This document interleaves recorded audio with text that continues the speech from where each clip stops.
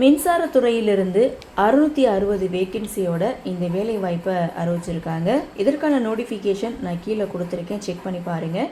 இந்த ஜாப் பற்றி டீட்டெயிலாக பார்க்கலாம். நிறுவனம் பவர் கிரிட் கார்பரேஷன்லேருந்து இந்த வேலை வாய்ப்பை அறிவிச்சிருக்காங்க. அதாவது power grid corporation of India லிமிட்டிலிருந்து தான் இந்த வேலை வாய்ப்பை அறிவிச்சிருக்காங்க. Total vacancy 660.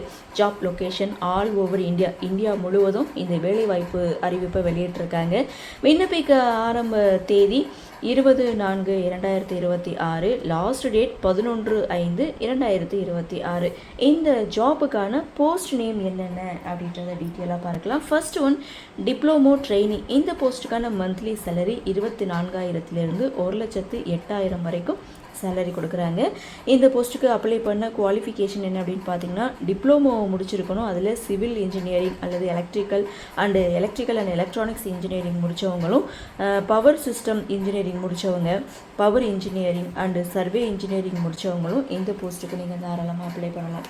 இரண்டாவது போஸ்ட்டை பொறுத்த வரைக்கும் ஜூனியர் ஆஃபீஸ் ட்ரெயினிங். இந்த போஸ்ட்டுக்கான, அதாவது ஆஃபீஸர் ட்ரெயினிங், இந்த போஸ்ட்டுக்கான மந்த்லி சேலரி 24,000 1,08,000 வரைக்கும் சேலரி கொடுக்குறாங்க. இந்த போஸ்ட்டுக்கு அப்ளை பண்ண தகுதி BBA, BBM, BBS, CA, CMA முடித்தவங்க இந்த போஸ்ட்டுக்கு நீங்கள் அப்ளை பண்ணலாம். மூன்றாவது போஸ்ட்டை பொறுத்த வரைக்கும் ஜூனியர் டெக்னீஷியன் ட்ரெயினிக்கான போஸ்ட்டு தான். மந்த்லி சேலரி 21,000 72,000 வரைக்கும் சேலரி கொடுக்குறாங்க. குவாலிஃபிகேஷனை பொறுத்த வரைக்கும் ஐடிஐயில் சர்வேயர் முடித்தவங்க இந்த போஸ்ட்டுக்கு அப்ளை பண்ணலாம். இந்த ஜாபுக்கு அப்ளை பண்ண பொதுவான ஏஜ் லிமிட் அப்படின்னு பார்த்திங்கன்னா மினிமம் 18 இயர்ஸ்லேருந்து மேக்ஸிமம் 27 இயர்ஸுக்குள்ளே இருக்கணும். இந்த ஜாபுக்கு அப்ளை பண்ண வயது தளர்வும் கொடுத்துருக்காங்க.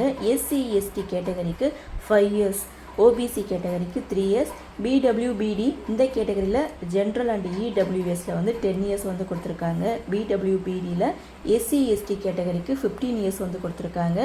பிடபிள்யூபிடி ஓபிசி கேட்டகரிக்கு 13 இயர்ஸ் கொடுத்துருக்காங்க. எக்ஸ் சர்வீஸ்மேனுக்கு பார்த்திங்கன்னா அரசு விதிமுறைகளின் படி அப்படின்னு சொல்லியிருக்காங்க. அப்ளிகேஷன் ஃபீஸை பொறுத்த வரைக்கும் ஒவ்வொரு போஸ்ட்டுக்கும் தனித்தனியாக அவங்க அப்ளிகேஷன் ஃபீஸ் நிர்ணயம் பண்ணியிருக்காங்க.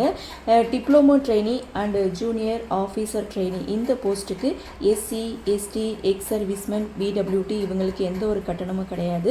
அதர் ஆல் கேண்டிடேட்ஸ் பார்த்திங்கன்னா 300 rupees சொல்லியிருக்காங்க.